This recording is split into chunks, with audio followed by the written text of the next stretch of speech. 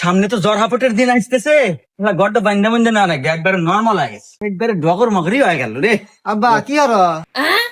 আরে কইস না, যে সামনে তো জ্বর হাপটের দিন আসতেছে, গড়টা তো ভাঙ্গা চুরা শেষ, এখন তো বান্ধা বুন্দা নাকবো এটা দেখতেছি। আব্বা আমরা কি ভাঙাচোরা ঘরে থাকি, তুমি বড় লোক ব্যাপারও নাই, ধনী ব্যাপারও নাই, বিল্ডিং বাড়ি থাকবি, এসি রুমে থাকবো, মজাই আলাদা। আরে বাজান, অত আশা করা ভালো না, আল্লাহ যা দেয় ওই নিয়ে সন্তুষ্ট থাকা উচিত।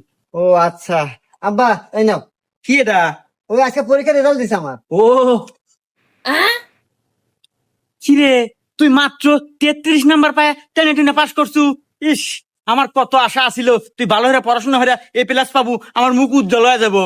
আব্বা হনু, অত আশা করা ভালো না, আল্লাহ যা দেয় ওইটুকু নিয়ে সন্তুষ্ট থাকা উচিত।